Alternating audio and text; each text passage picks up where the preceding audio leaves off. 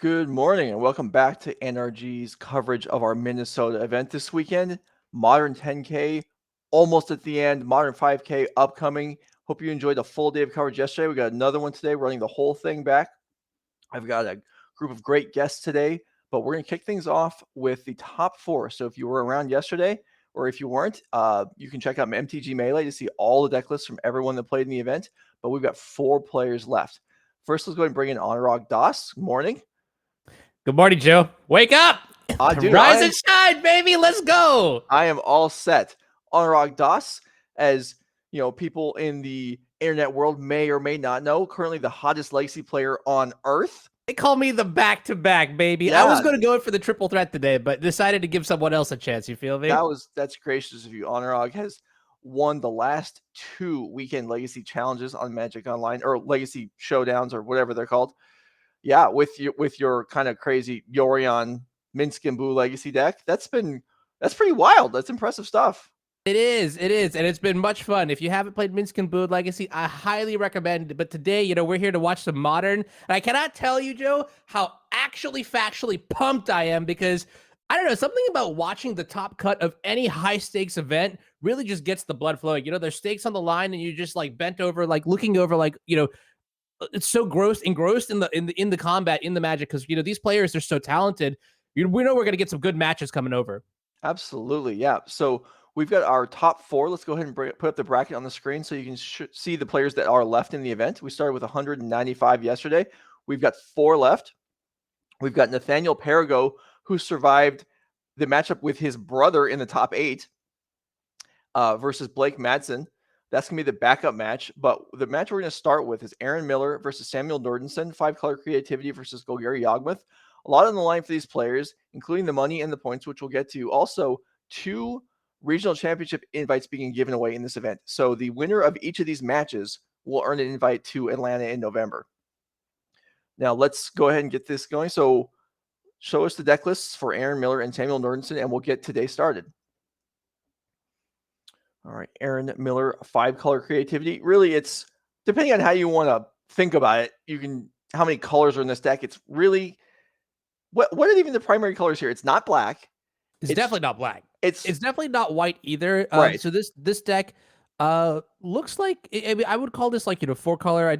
We have green, red for Wrenn and Six, blue-white for Teferi, and then after that, everything else is just your usual, creativity shell. You've got cards like, Fable to make your tokens. You've got Dwarven Mine to make your tokens. A couple control cards in the form of like Fire Ice. But the real addition here, the real star of the show, is Leyline Binding, which has been newly added thanks to Dominaria United. And this card has just definitely impacted Modern in a major capacity. We've seen both players, develop decks leveraging the card and then also hedging for the card as well, right? So I think this will be a pretty exciting match here. But the overall plan for this deck, get 4 mana into play, cast your Indomitable Creativity, targeting either, a treasure token that you make off of Prismari Command, or, maybe the Goblin token from Fable, and then, cheat multiple Archons into play and then just take over the game that way. Right. Okay. And then facing Samuel Nordenson playing the black-green Yawgmoth deck, which we've seen throughout the last several months on the series. This is a deck that's a combo with Yawgmoth and Undying Creatures primarily, can win outside of combat with Drelf's Messenger or the Zulaport Cutthroat, can also win by attacking or just kind of obliterating the opponent's board of creatures, which is not so relevant here. However, we talked yesterday about the 5-color creativity deck and how in some matchups, like 1 Archon is probably enough, and some you need multiple. Samuel Nordenson's deck is going to be able to survive an Archon trigger or 2 with the Undying Creatures. So it's not going to be, just 4 mana, 1 Archon wins the game here. Yeah, it's interesting because this is your typical, green-black mid-range deck is generally how this deck would play out, and it does have some backdoor combos to close out the game. I mean, it's just Modern, showing up with just, your green-black rock deck isn't going to be really enough. You have to have something spicy, something powerful, and this deck definitely does have it with the Yawgmoth Thran Physician comboing with Gerald's Messenger, or any of the Undying Creatures, to pseudo go infinite, Chord of Calling and Eldritch Evolution to tutor up your creatures.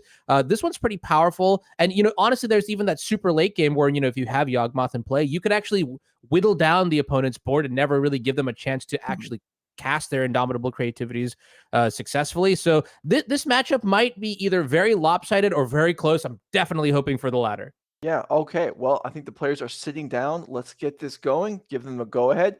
and we will get this started. Yeah, here we go. They are ready. No waiting. Playing for a berth in the finals, a berth in the regional championship in November. Aaron Miller versus Samuel Nordenson, NRG Modern 10K. Let's go. Yeah, absolutely here. And we're going to see what looks like land here. From Samuel's side, I definitely want to see some sort of acceleration to power out the somewhat, aggressive mana curve here. Just you have all these like 2 mana spells, 2 mana creatures you want in play. Turn 3 Yawgmoth would be fantastic if you have it. And then also that's one way to sort of like, steal the play draw. It's just modern, mana development is very important here. Your primary spells for both players are 4 CMC each at the minimum, Yawgmoth on one side and then Indomitable Creativity on the other side. So yeah, this is perfect. All right, so no Yawgmoth to kick things off. Ignoble Hierarch, the acceleration that you were asking for. Aaron Miller, some lands in hand, so not going to stumble here. Also an Archon, which conceivably could be hard cast, although we did not see that yesterday. I'm sure that doesn't happen very often in the deck. It's funny you say that because yesterday, I was thinking about this, and one of the upsides to playing Leyline Binding in your now new domain deck is that you play enough black source. You've been playing enough black sources to hardcast the Archon, just since forever, anyways. But now more so than ever. In theory, with Fable making treasure tokens and Wrenn and Six fixing your mana and this, it's not outside of the realm of possibility, but certainly on turn 2, that's not the draw step you want to see. Right, exactly. All right, so we have now. Domain count actually matters as Leyline Binding cost, is determined by that. So we have turn 2, 4 colors in play. Looks like we've got the Jeskai Triome, the Raugrin Triome, as well as Stomping Ground. So everything but black. And then here is Wrenn and Six. So yeah, Aaron Miller is all set for mana development. And actually, I was gonna say, turn 1 Ignoble Hierarch is a little bit dicey because this is like if you've played Modern or Legacy just in recent, how scary this card is. This card does so much. It fixes your mana. It controls the board, especially in this kind of matchup. This was the best turn 2 play I think that Aaron possibly could have had. All right, so here's a follow up: Yawgmoth for Samuel as well as a tapped land. So Yawgmoth also at 1/1 can get picked off by Wrenn and Six. That's unlikely to happen, as it will just get bigger. Instead, Aaron Miller likely just pick up a land here, and then I guess Yawgmoth and Wrenn and Six can trade off loyalty, which is a pretty strong benefit for Aaron Miller here. And okay, maybe I'm wrong. He's actually going to shoot it. Okay, yeah, that's interesting. There are 2 ways the Yawgmoth can go. Either, like you mentioned, trading loyalty, but here, this is definitely a clear sign that Aaron might have extra removal in the hand to handle the Yawgmoth, and that, yep, I see it right there, the lightning bolt. Okay. So keeping the board clear is one very good way to approach the matchup here. It looks like Aaron is taking the control perspective, which means we're really just trying to manage the overall density of creatures on the other side of the board, and that matters because it'll shut down cards like Chord of Calling. It'll make Yawgmoth a little bit less intimidating, and also it means that we are, can more reliably tap out for a card like Indomitable Creativity next turn, and potentially just end the game with a early Archon. Right, absolutely. And Yawgmoth, Undying, not comfortable trading 2 removal spells for a creature like that, but trading a lightning bolt and a loyalty counter, that's a lot more, palatable. And then here's a replacement, Yawgmoth for Samuel, and Strangleroot Geist would have been ideal there to knock out the Wrenn and Six, but that's not available, and Zulaport Cutthroat will join the board. Okay, well, let's see if we have it here. This looks like an end step fetch, probably, right? Yeah, I believe it is. Okay, wonderful. So yeah, one of the cards that secretly has really, really impressed me out of the creativity deck is Fable. This card I was just somewhat surprised to see actually even be playable to begin with, but it's made its presence known in all 3 of the quote unquote Unturtle formats, Pioneer, Modern, and Legacy. You see it everywhere now, and that card just does a lot. It just fixes a lot of holes for a lot of decks. In this deck in particular, where you're really bound on the types of creatures that you can play because you're playing Indomitable Creativity, Fable is a real good way to get things into play to either block or to just generate mana here. And that's tough. Yeah, that's a nice one. So Fire Ice going to split damage and knock out both creatures here. Samuel will get a Cutthroat trigger, but that's small consolation for having the board deleted once again. Yawgmoth will recur and grow, but still, Aaron Miller keeping Samuel's board state as small as possible. Yeah, one question I wanted to ask you before the match began was, who you think was going to win game 1. And it looks like, yeah, that's a Dwarven Mine. It looks like we're going to see a 1/1 come into play. And this game might just be over right now. Who knows? Yeah, we'll see. No, it certainly could be. There's a creativity in hand. And I talked about how one Archon may not be enough. Well, that was under the assumption that Samuel Nordenson would have a developed board, but while he has tried to develop, Aaron Miller has continued to set him back, and now this single Archon here is going to wipe out the only creature. And I mean, there is Grist in the Yawgmoth deck that can remove the Archon, but that requires fodder, and the Archon is here alone for the moment. Right.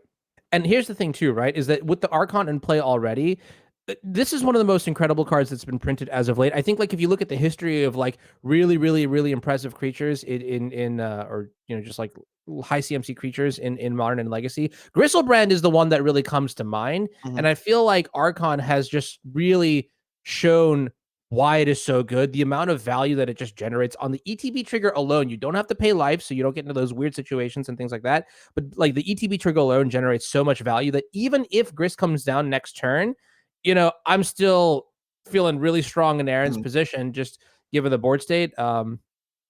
Because you're just recouping so much value. Like, this is like it's a mix of both, right? It's not a major commitment, but you're still getting like 3 or 4 cards out of this exchange.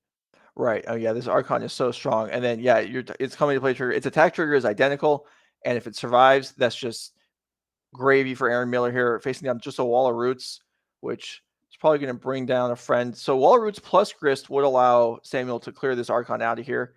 And I'm not actually sure that Aaron's got much to follow up with at this point. So we'll see. He did draw a card off of the Archon itself. Okay. There's Grist. So this is the only real follow-up Samuel realistically could have to stay in this game, and he's got it. So, okay, we'll continue on. Yeah, I was going to say, without Grist on the spot right here, this game would be over. Also, another thing is Wall of Roots in this deck, very, very powerful. Well, I think we'll see it have more of an impact in some of the post-board games where, Samuel might be on the play.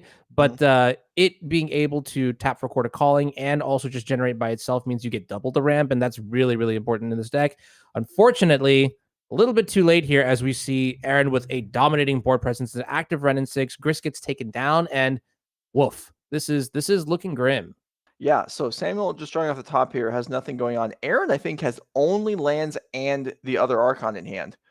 So we may have a couple turns here of just build up, which again is just going to favor Aaron, as he's the one with the Planeswalker grinding away and also creating some dwarf tokens, as this deck is wont to do by every fetch land later in the game. Joe, I think it's so funny that the first thing you said today was like, yeah, you know what? We haven't really seen any hard cast Archon of Cruelties. And I see that smile on your face. And like immediately Caster Curse kicks in and we're getting to a game where 8 mana is like on the horizon and we're going to actually see just this giant, like, oh man, is Archon actually a creature type? Like, I think it is, right?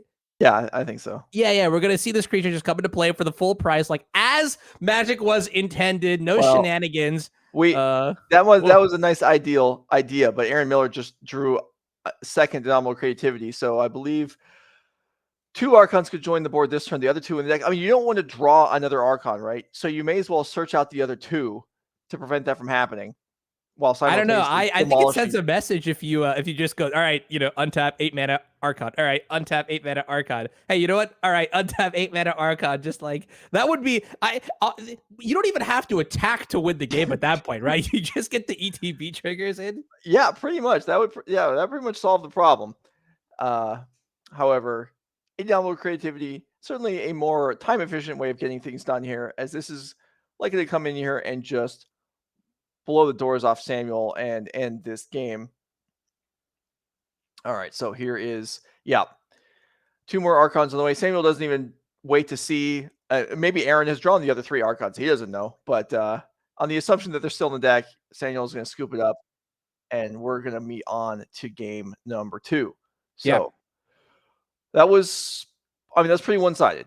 It was surgical. It was a clinic. It was not close. I mean, I think Aaron identified a lot of the right plays to make early on and having the cards necessary. So here's the thing too, right? It's like overnight, there's a gap between the end of day 1, top 8, and then top 4, right? So that means overnight, you know who your opponent's going to be. You have enough time to do your homework. And look, these are all competitive players. I guarantee you between a good night's, worth of sleep and just like preparing for this match, that's all they have in mind. And so, we know turn 2 Wrenn and Six on the play is a big deal. So find it, play it, and it was really good. The most likely play on turn 1 is Ignoble Hierarch. And I think that dynamic off the bat set the pace for the tempo for just like this first game.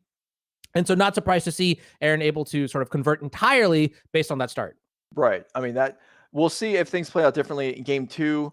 Yawgmoth being on the play, able to get activations out of mana creatures before they get picked off by a potential Wrenn and Six. Lightning Bolt's still live. Let's go and look at the deck list, see what else is available for early interaction between these decks. So Samuel Nordenson looking to do a little bit better than in game 1. The mana creatures we talked about, they're all the 1-drops vulnerable to Wrenn and Six, but still things could develop better. String Root Geist, a great way to deal with the Wrenn and Six. But there's no way around the fact that this deck just has a bunch of small toughness creatures that are vulnerable to removal. Yeah. I am looking at the sideboard for this deck, and the cards that I'm kind of interested in are Thoughtseizes. I think Necromentia could be interesting if you name Archon of Cruelty, although it's kind of weird because, given the construct of the other side, the other deck, you've got so much other stuff that you can do that maybe you could win without Archon of Cruelty or Indomitable Creativity. The card that I'm also kind of interested to see if it comes in is actually Magus of the Moon. The deck on the other side, the creativity deck is robust. It's got a lot of threats, but if you actually look at the mana base, the restrictions that you get from Dwarven Mine, most of your lands are actually mountains, so you're not playing basics in any real capacity in order to get that turn 4 Dwarven Mine online. So Magus could be really impactful here by turning off all the dual lands. And the more I think about it, the more I'd actually like to see this come in, not as like a real win condition angle, but maybe as like a oops, I win button. Yeah, certainly it's possible. I mean, there are, if we go ahead and look at Aaron's deck list, there are ways to deal with Magus of the Moon. There are lightning bolts. We saw there is fire ice, but most of the rest of the deck would be shut off in that scenario. Like you were saying, there is no plane, so Leyline Binding is not going to come out. I don't even think there's a forest, so Wrenn and Six isn't coming out. So yeah, it would just be all on those cards. And we're not looking at full play sets of those removal spells. There's 3 bolts and 3 fire ice. So Magus of the Moon may live for a while because those cards are also likely to they're not going to be saved for a singleton Magus of the Moon potential. They're going to be used on early creatures every time.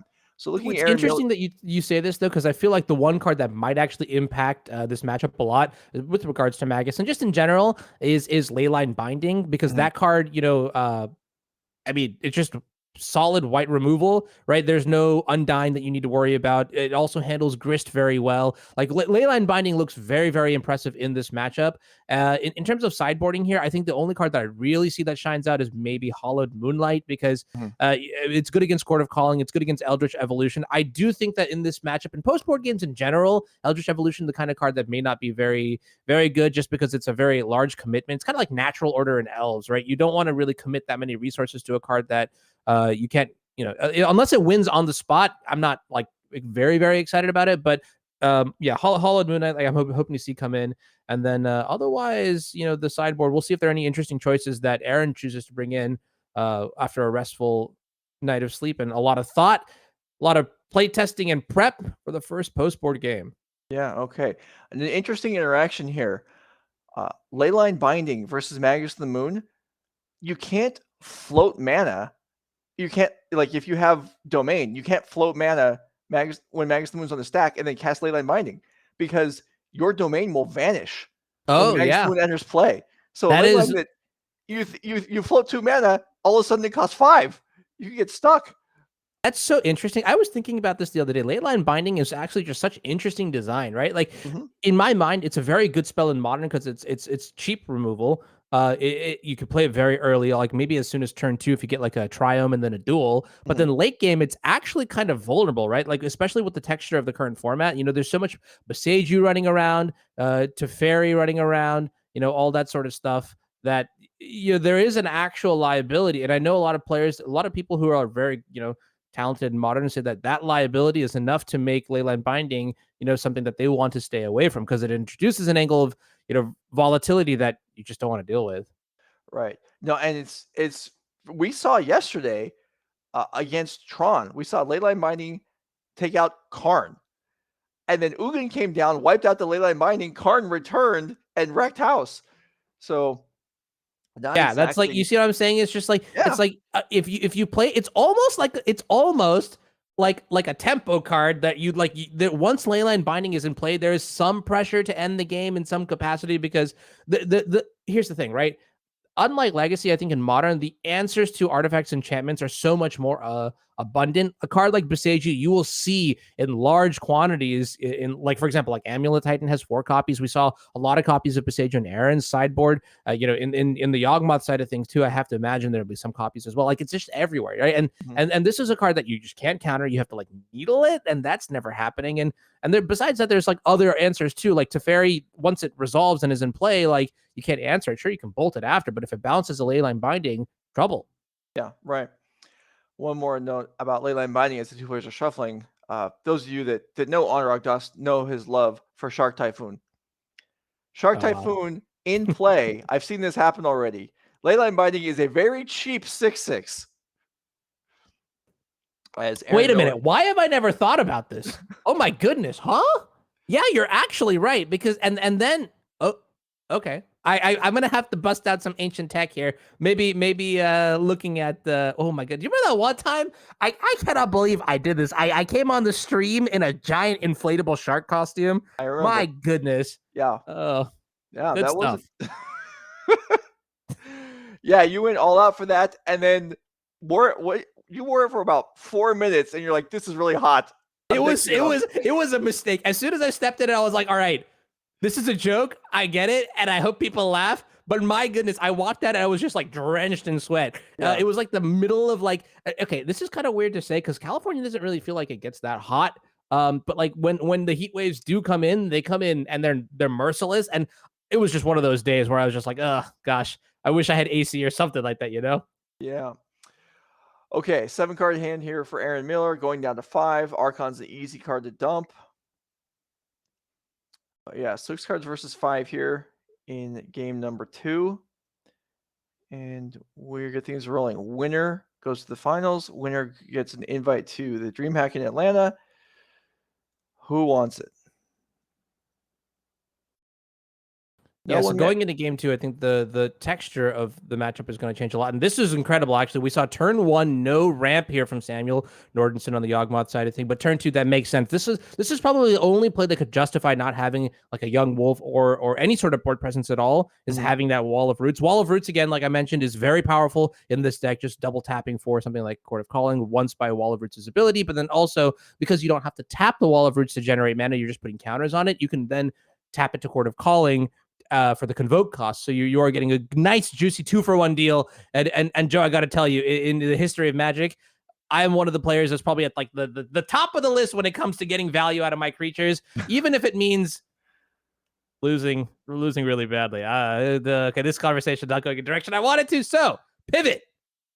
Well, you're not one to play cheap creatures either. You're on the Monastery Mentor plan, that kind of stuff. So yeah, you talking about Uro's a 3-mana cheap creature. That's relatively cheap. I mean, it's not like a Emrakul or something. Right. Exactly. Yeah, sure. That's all right. So yeah, Wall Roots in play here, like you're saying, invulnerable to Aaron's early removal. In fact, maybe all of removal. I'm not sure Aaron's deck can kill Wall of Roots with just one card. It's a really it's a really good question. I guess we could go like turn to Leyline Binding. Oh yeah, that's true. We could have Leyline Binding here, and we have the mana for it. Yeah, so I take that back. Leyline Binding, easy to forget, just kills anything. Yeah. Piece of advice for anyone who is watching this and is interested in learning to play the deck the way that Aaron does. If you too want to be the #1 seed after the Swiss portion of the next NRG series trial, pay attention to how Aaron is actually fetching mana-wise here. Turn 1, Raugrin Triome. Turn 2, Stomping Grounds for that setup here, with access to Leyline Binding on turn 2, but also Wrenn and Six. It's interesting to see the fetch patterns for these new complicated mana bases as Wrenn and Six comes down, and another Wall of Roots. All right. Let's see, follow up, Ignoble Hierarch. Okay, in the past there. So that Hierarch willing to jump in the fire from Wrenn and Six, which would prevent Aaron from picking up free land. And Aaron actually is a little land shy, so Wrenn and Six is going to want to activate most turns to return a land to hand. Yeah, I was going to say this is really interesting. Who do you think is ahead on this board state? Because Wrenn and Six is really powerful tool. Well, Wrenn and Six is the kind of card that you can play on turn 2 on a mold of 5 and say, like, you know what, I have a good shot of winning this game. Yeah, absolutely. You can get by with 2 land, put the rest back, which Aaron may or may not have done. Didn't see what card went back aside from the Archon here, but yeah, the Wrenn and Six providing all the mana he needs as long as it's given enough time.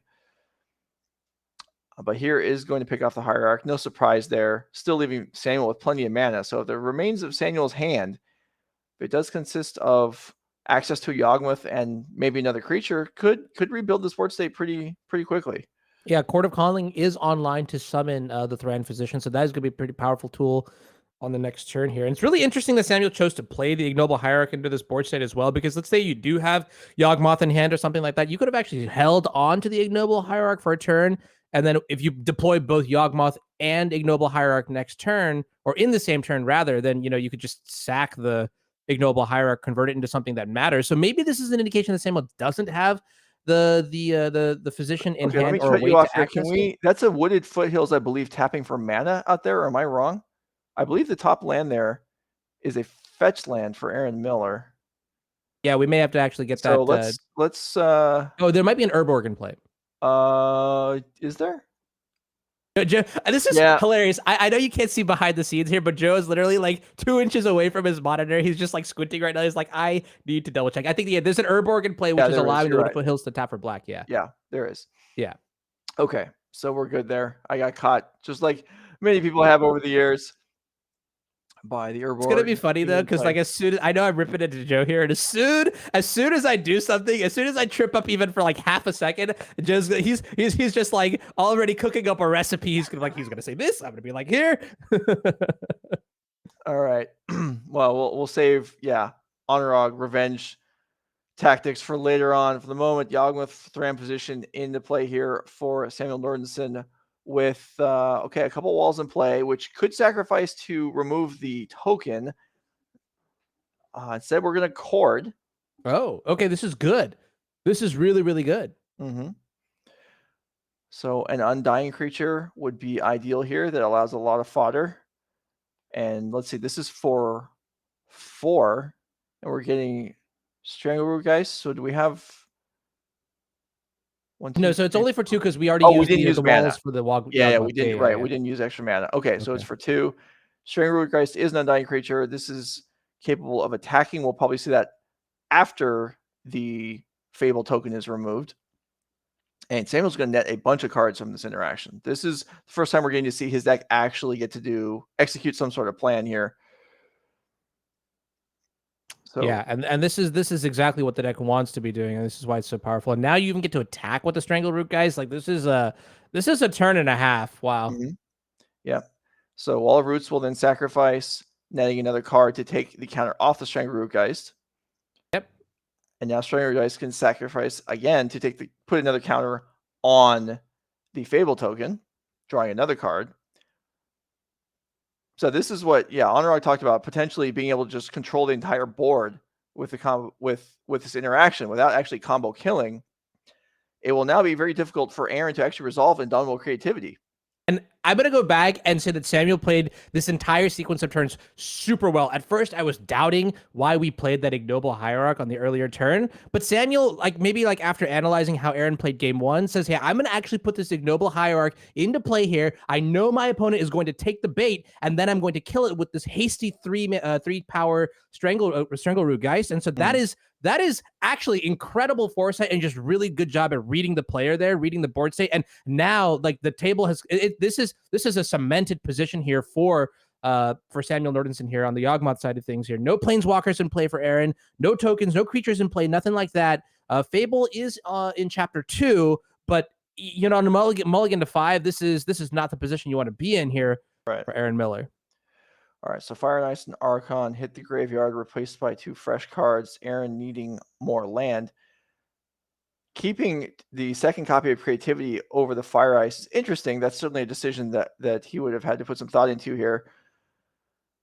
And now facing a spot where he's likely going to need treasures to resolve Indomitable Creativity, because it is unlikely he can maintain creature presence facing down the Yawgmoth in addition to any other creatures. And Samuel's got a couple in play and 3, I think, fresh cards in hand.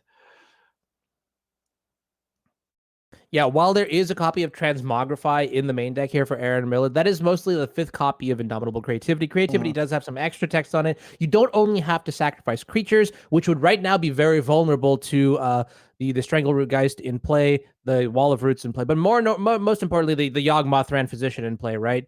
You can also sacrifice artifacts, and that is probably the angle that I assume Aaron might be trying to build towards. Okay, so second Fable the Mirror Breaker, a new token onto the board, and Samuel untapping here with the works. There is also a copy of what appears to be Teferi, Time Raveler in hand for Aaron, so maybe we could like bounce the Yawgmoth at some point, and then maybe play like Creativity in the same turn. But that is very, very mana intensive, and for a million reasons that I would not expect to not happen. It's probably also very easy to stop as well. So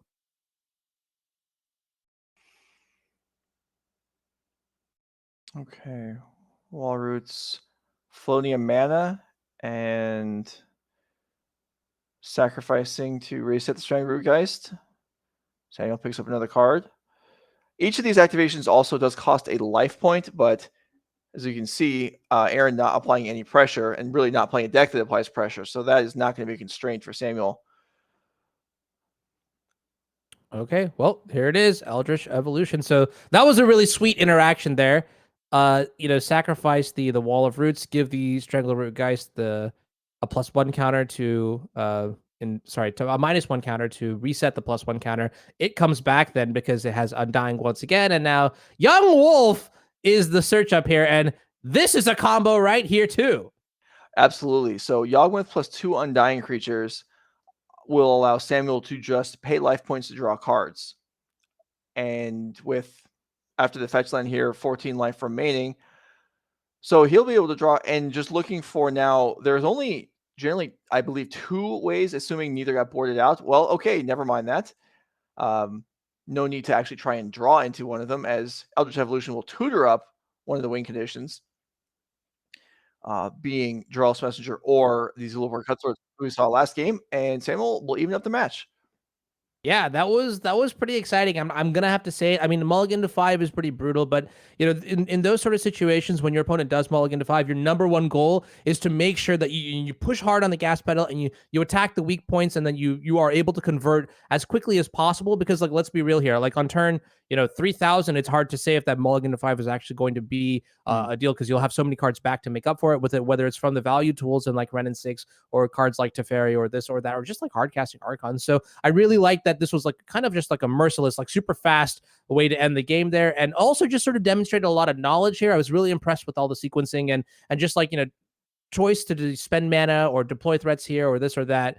I am kind of interested to take a look at the deck list one more time. I want to see how we reevaluate sideboarding going from game 2 to game 3, Okay. whether being on the play does impact either play, mulligan, or just overall, post-board deck design. Sure. Okay, let's go ahead and bring him up. So Aaron Muller is on the play for game number 3.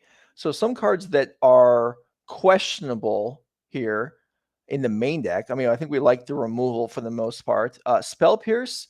I mean, there are important spells in Samuel's deck. However, in the later games, I mean, they're not as particularly expensive. So Spell Pierce may go dead at some point. This seems like a card you would primarily be interested in leaving in, but I could see shaving it if you really wanted some cards from the sideboard. My issue with Spell Pierce is, I mean, like, sure, you can look at the way this last game played out, and sure, you can be like, wow, my opponent went, Yawgmoth into double Eldritch Evolution, and yeah, I could have maybe Spell Pierced one of them, but really, like, my issue is very, very manifold with this card, is that the primary game plan for the Yawgmoth deck is to just put creatures into play, right? And there's a world where, like, that plan A or plan B, depending what how you evaluate the deck and what your mindset is about, is like that, just like creatures coming into play and turning sideways and attacking is very strong sometimes. And if you're just looking at that dead Spell Pierce in your hand, I am not personally a fan of this. I understand there are cards that it does stop, but I think I would much rather like try to repeat the performance from game 1, where we just like destroy everything under the sun one turn at a time. Undying definitely does make that hard. But yeah, Spell Pierce is one of those cards that I'm conflicted about, because I understand its value, but I think the way the average game would play out, it's not exactly what you necessarily want. Sure. Okay, and if we want to revisit Samuel's deck list, we can check things out over here. Potential cuts here. Maybe this is a scenario where you can board out one of your actual win conditions. I'm not sure the endurance is worth a whole lot here, so maybe that could go out. This is an interesting thing too. So I did talk about play draw earlier, and one question that I have is, what is the impact of like a turn 1 mana dork in this matchup on the draw, right? Because we Right. saw what happened in game 1 where Wrenn and Six came down, and it was unbelievably backbreaking to, just like press forward in Aaron's seat and also push back Samuel's mana development here. So Mhm. I've never heard of. Well, okay, so in control matchups in general, I could definitely see like on the draw shaving on some number of mana dorks for something like Thoughtseize or like additional cheap interaction.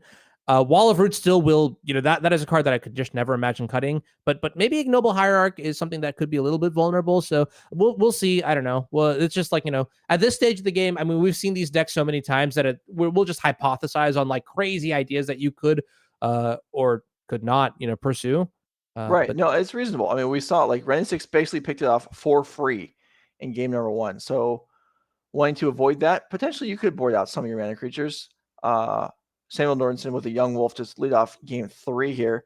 That's tough though, because you definitely construct a deck with, your land and your, creature mana producers in mind as part of your mana base, and trimming them while in game 2, or I'm sorry, going second and being, having the extra card, is that enough to make up for cutting some of your mana sources? Maybe. yeah, that's a really good point, right? Just like Yeah. overall deck construction, what you think about your mana base and how the games should really play out. I definitely understand that. I guess Yawgmoth is another card you could try to consider, but persist creatures in general they're problematic for the base, red removal deck. Mhm. And so it's really tough to say. We'll see Yeah. what the turn 2 play here is, and yeah, see, this is what I'm talking about. Imagine if you had that hierarchy here, Wrenn and Six would be, licking her lips, I guess. That's a phrase, I guess. Okay, well, yeah, here the difference is night and day, right? Young Wolf being resilient to the Wrenn and Six ping means that you Mhm. actually get to untap and have a board presence, and so trade loyalty, sure, but it could have been much worse. Right. Definitely. Okay, so Samuel Nordenson here looking for, let's see, we have a turn 2 play Stranglerootgeist or Wall of Roots, both appealing. Hey, Joe, Yes. knock knock, Who's there? follow in. All right. You're supposed to say follow in who? Following who? Follow in our G series if you want to keep up with the best of content here. We got some great stuff going on today. Not only is the top 4 of this modern 10K underway, but we got a Pioneer 5K later. That's gonna be sweet. I'm excited, and we got future events coming up. We'll talk about that later. I don't know. That was a pretty good setup, right? How would you rate that on a scale of 10? All right, Anurag. Get it? You see what I did? I took the follow in The and I first cut time, the N out and then I merged. I thought all night about this joke, Joe. You better give me this one. Anurag, the first time you tried to pull this knock knock stuff on me was like 6 months ago, and I completely screwed it up. And when you just let off with that, I was like, yes, I remember. I'm not going to screw it up this time. You were I so have to, cautious. I have Somewhere Norm is just like, I cannot believe I paid these people good money for this quality of joke. I'll do better. I'll do better. I'll do better. Woo! I was like, all right, I'm going to get it this time. I'm supposed to say, who's there? And then I was like, yes, I nailed it. And then I forgot the second part. So I did. So next year when you do this again, I'll be ready. Yeah, no. It's funny because, like, part of production, for anyone who's curious, you analyze like how events go. I'm gonna put this in the notes, in the show notes, just like teach Joe knock knock jokes. Yeah, no I mean, kidding. uh, This is ridiculous. I've flubbed this twice now in 2 tries. okay, Joe. That's why I'm here for you. Yeah. Turn 2 Wall of Roots is very powerful. This Yes. is the exact mana dork that I wanted to see. Mhm. Wall of Roots is like we mentioned, very good at producing mana in this matchup, but more importantly, resilient to just removal in general. So the adage is what, Bolt the Bird, and it's very powerful too, right? Because mana in this format specifically matters. Mana in all formats matters. That's like the core of Magic. So having your mana be somewhat resilient to whatever interaction your opponent has, big deal. Very, very big deal. All right, so Aaron Miller here evaluating his options here. Turn 3, no action. Wall of Roots will stay on the board. So these Leyline Bindings are primarily, I would assume, going to go after Yawgmoths. But if you're going to hit something else, I mean, Undying Creatures, Wall of Roots, all reasonable targets to try and delay Samuel from getting access to more mana and deeper into the deck. We see Fire Ice here go after a land during the upkeep. Again, just trying to constrain Samuel's mana. Correct me if I'm wrong. Ziatora's Proving Ground, is that right? The Jund Triland? Yeah, I think so. That's the one in play right now, right? I think you're correct. Okay, cool. So we're holding up. So we actually don't have access to white mana right now, but we've been fetching, so this is intentional. And in terms of breaking down the mana base too, we have a Sacred Foundry and a Raugrin Triome. Makes sense. Both are mountains, so those would be our two white sources of choice in the deck.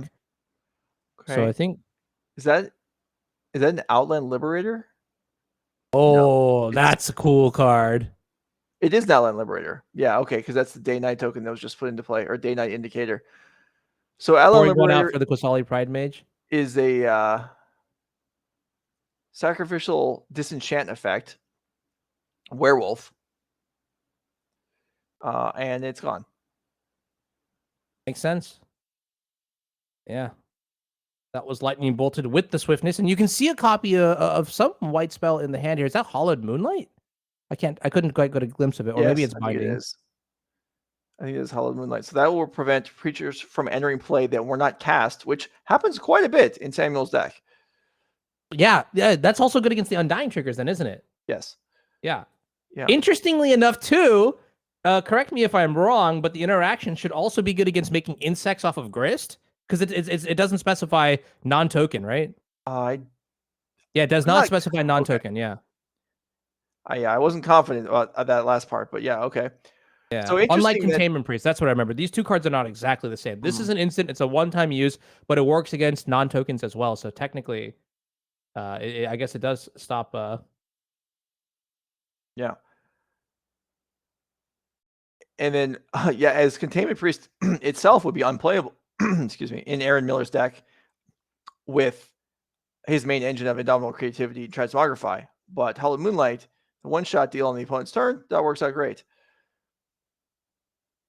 All right. 2 mana. Okay. Hallowed Moonlight here. So this is going to allow the Wrenn and Six to pick off the Yawgmoth. I'm interested. Oh, this is Moonlight. My bad. I for some reason thought this was binding, and I literally just went on a deep dive on why. Okay, all right, cool. I'm caught up. I'm here. I swear, mentally checked in. All right, so Samuel, not quite catching on immediately there what was going on, but yeah, Aaron Miller removing permanently that Yawgmoth from the game. And resource-wise, too, that's a pretty powerful play because it doesn't really cost you much, right? Like, here's the thing about Undying. The reason Undying is so interesting is that it really stresses these red removal spells. Red removal spells are not very well known for exiling unless they're like of a weird sweeping variety, and that those cards I just don't think have the they haven't aged well. So I wouldn't expect to see any in any relevant modern deck today. And so that is an angle that you apply pressure from in this matchup from the Yawgmoth side, is that you put these really sticky creatures into play, like Strangleroot guys, like this Undying Yawgmoth, or even Jarl's Messenger too, that just keep coming back. You have to 2-for-1 yourself, and then the Yawgmoth deck, it'll whittle you into the ground that way. Once you have no resources, then it does that power play for Yawgmoth or whatever, in this kind of matchup at least. And that's where a card like Hallowed Moonlight actually does, make it so that you are resource or at parity resource wise. And in this situation too, I guess, Wrenn and Six got to pick off the Yawgmoth, and then Hallowed Moonlight replaced itself. So card advantage? Card advantage indeed. All right, Samuel Nordenson. What do we got? You got for us. So Aaron Miller starting to get to the flashpoint mana wise, and with a lot of cards in hand. So wow, some concerns here. Here's Necromentia. Is there an answer? Uh-oh. Spell Pierce? Doesn't do anything. Wait. Ooh, okay. Tricky. I believe there is. And I've talked several times about Veil of Summer is not very good against Yawgmoth. It's good now. Wow.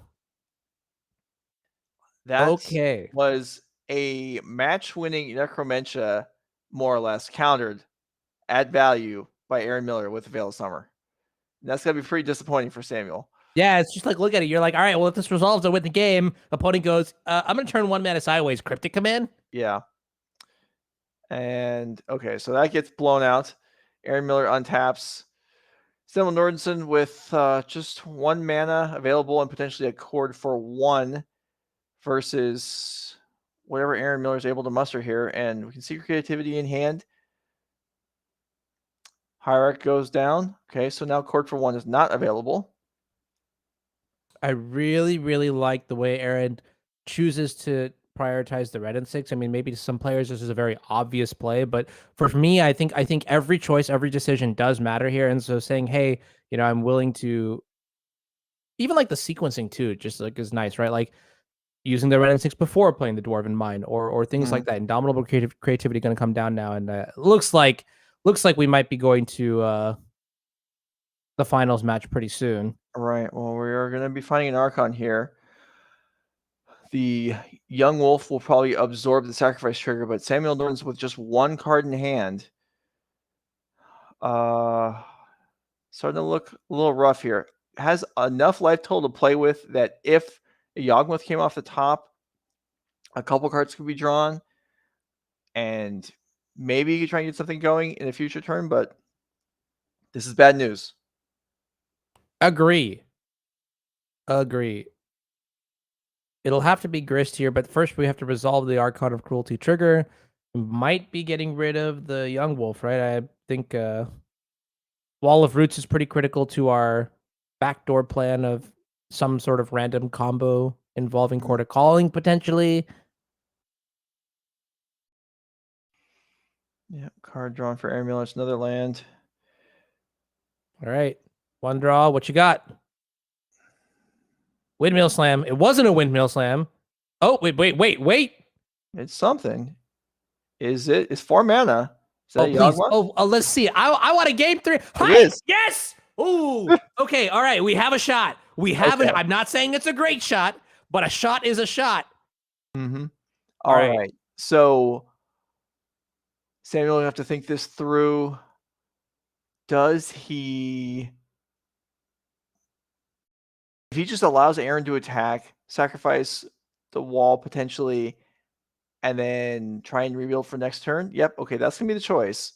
Interesting. Because I was going to say is you could also just sack the wall this turn. Right. Maybe try to spike another Young Wolf. Mm-hmm. But that's like super specific. And also, you don't really have that much life to flex around with anyways. Yeah. Archon's going to come in for 9 with the trigger and the attack. Wrenn and Six could ping for 1, which means you're at a virtual 3. So literally this turn, Lightning Bolt could also just do the job. Or like you could attack with Archon and then Creativity the Archon away for like another Archon. Oh, this is dirty. Oh, yeah. This is... Okay. Teferi Time Raveler is... I mean, anything constraining what Samuel's able to do here is something. And even just making him recast any of these cards next turn is pretty deflating. So Wall of Roots is going to make a mana here.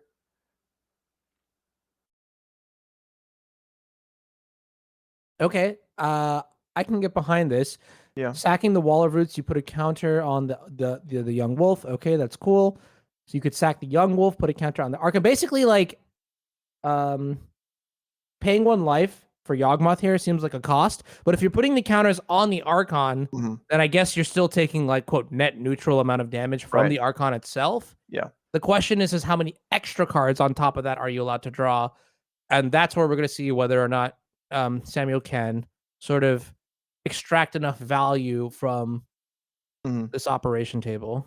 Well, it's got to be at least 2. You can't just draw 1 because you'll discard the Archon. So Samuel will pick up a second card. Now he can at least effectively he's looting here as he's picked up 2 cards. He's gonna lose 1 of them. Okay, he's gonna go for another one. Maybe he hasn't found enough help yet. All right, so we are giving up the Yawgmoth here. Oh no, this is all on the trigger. Okay. All in response to the trigger to bounce the Yawgmoth. That makes sense. Okay. Yeah.